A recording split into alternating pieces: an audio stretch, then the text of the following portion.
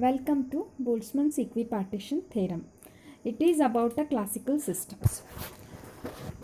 The Boltzmann's equipartition theorem is a general formula that relates the temperature of a system with the average energies of a constituent particles, and hence it relates the temperature of a system with the average energy of a whole system. This is also known as a law of equipartition of energies.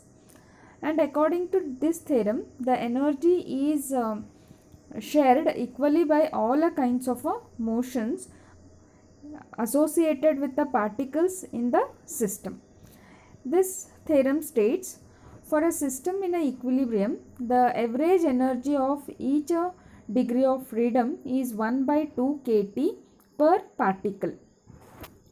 Here K is a Boltzmann constant and T is a temperature of a system. It means consider a particle in a system and identify what all degrees of freedom it has got. Then each degree of freedom has an energy of 1 by 2 kT for its motion. What are degrees of freedom? If you consider a particle moving in a three-dimensional space, it has 3 degrees of translation motion because it can move along a x-axis or along a y-axis or along a z-axis, or any translation motion can be resolved along these 3 axes. And the particle may be vibrating, means the molecules can vibrate. If it's a particle which is a molecule, it can rotate also. So the vibration may be in a one plane or it may be in a one dimension. Depending on that, it has got a different degrees of freedom. And if a particle is rotating, then it may be rotating about a one axis, or it may be rotating with about a two axis. Then it has got a 2 degrees of rotational freedom. Like this, the number of degrees of freedom for each particle will vary. And here every degree of freedom of a particle has got energy of 1 by 2 kT. Therefore, it is known as a law of equipartition of energies. Now let us look at a proof of this theorem. Consider particles in a system which has a variables q1, q2, q3, so on up to pf. So here f is a degree of freedom. The energy of a particle is potential energy plus kinetic energy. When we express the energy of a particle as a sum of terms which are quadratic expressions of a single variable among all available variables as written above, the calculation becomes a simple.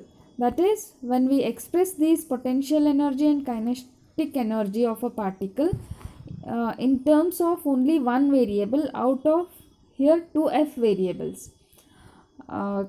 For a system, it has got f degrees of freedom, and if we could express the total energy of a system as a quadratic function of one variable, then the calculation becomes easy.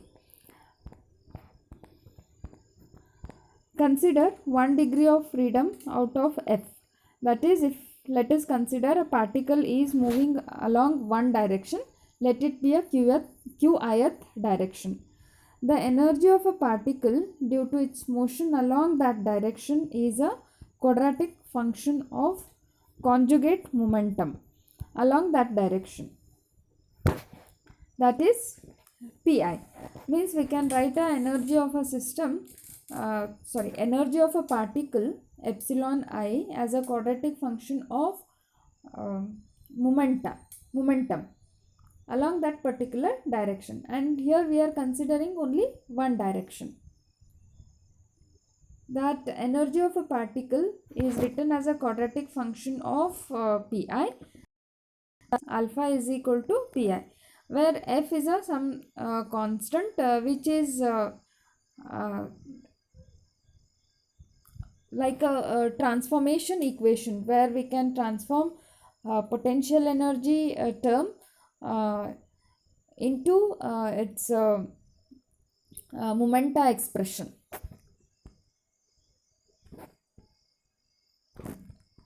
And average energy of a particle due to 1 degree of freedom along that direction is written as average energy is equal to integration of alpha pi square exponential of that energy term by kT into dpi divided by integration of exponential of minus alpha pi, that is about average energy what we have expressed in equation 1, divided by kT into pi as given in this equation.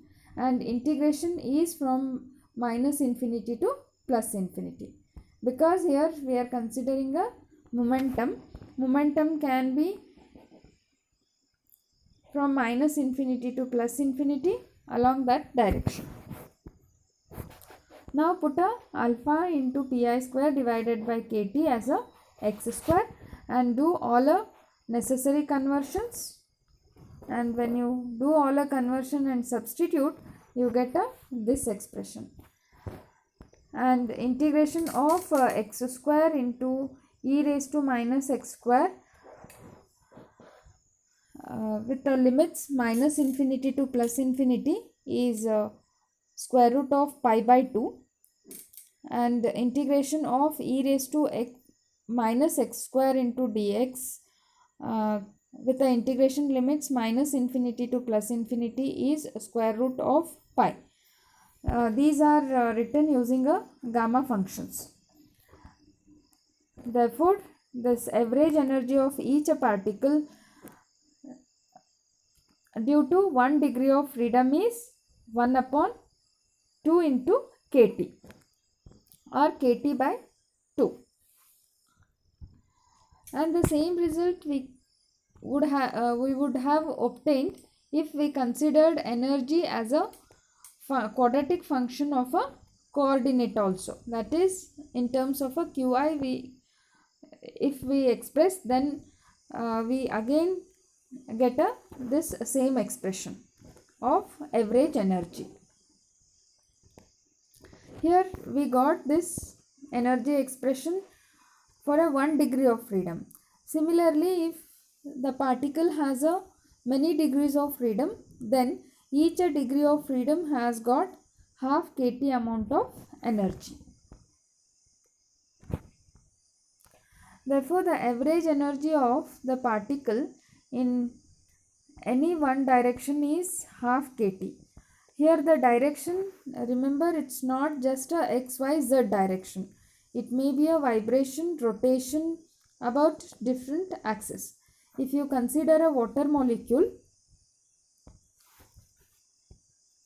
then it has got 3 degrees of freedom of translation motion, and if you see a vibration of this molecule, then it can vibrate symmetrically by stretching these two hydrogen atoms simultaneously, coming out and going in at a time, that is symmetric stretching. And there is another possibility of vibration, that is one hydrogen may come out and at the same time the another hydrogen atom goes inside. So those stretchings are in a reverse direction, that is asymmetric stretching. And this is another vibration, and there is another possibility that there is a vibration associated with the angle made by these two hydrogen atoms.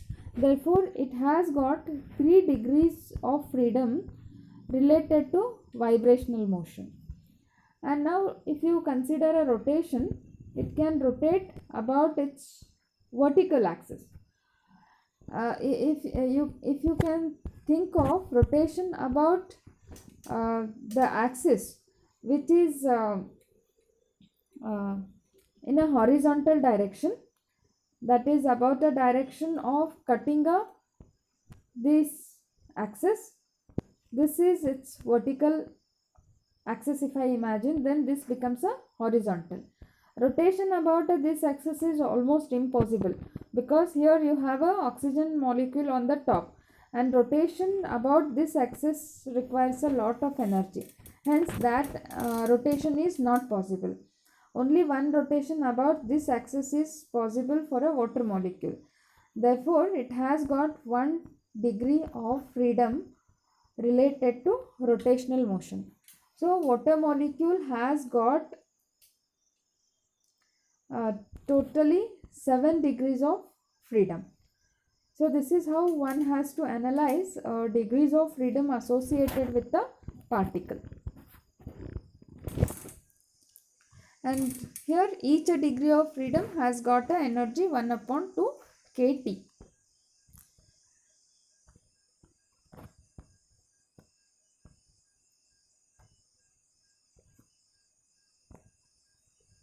Let us look at one example.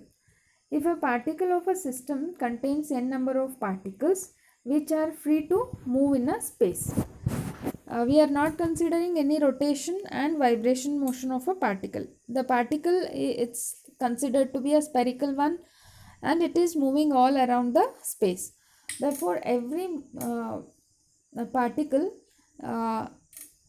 has got 3 degrees of freedom, because motion of each particle in a space can be resolved along 3 directions, x, y, z.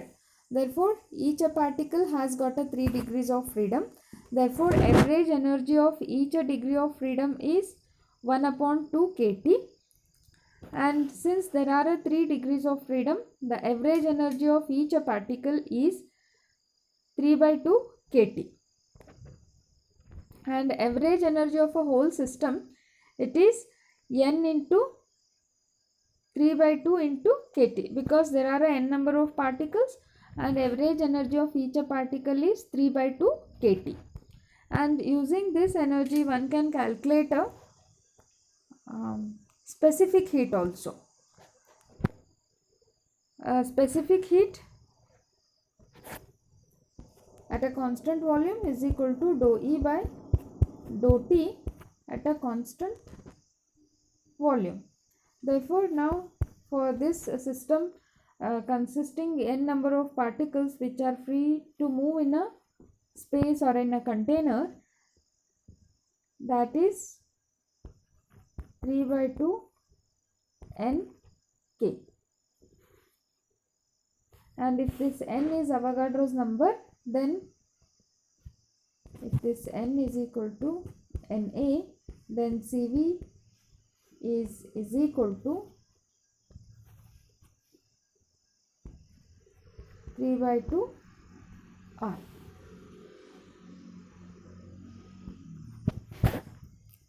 And another example, a particle constrained to move in a plane.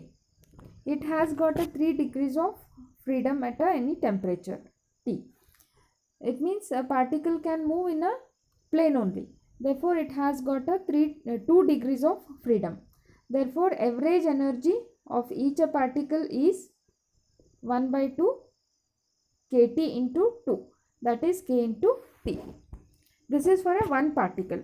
If a system contains n number of particles, then the average energy of a whole system is n into kT. So on, you can do a calculation for a harmonic oscillator, that is average energy of a one-dimensional harmonic oscillator, two-dimension harmonic oscillator, three-dimension harmonic oscillator, etc. A one-dimension harmonic oscillator, it has got a 1 degree of freedom. Two-dimensional harmonic oscillator, it has got 2 degrees of freedom. And three-dimension harmonic oscillator, actually it has got a 6 degrees of freedom. and you can calculate all those. And this equipartition theorem is very important uh, from your competitive examination concern. Definitely there will be a question on a Boltzmann equipartition theorem in a NET and SET exams. This Boltzmann's equipartition theorem, it makes a very good approximation for a classical systems, and it gives a total average kinetic energy and potential energy for a system at a given temperature, from which a specific heat of a system can be computed, and it is applicable to classical systems at a equilibrium. And even these system or this theorem is used to calculate properties of stars, white dwarfs, and neutron stars also. But this theorem fails for quantum systems, even for a systems at lower temperatures. Therefore, Boltzmann's equipartition theorem, it is said to applicable only to classical systems.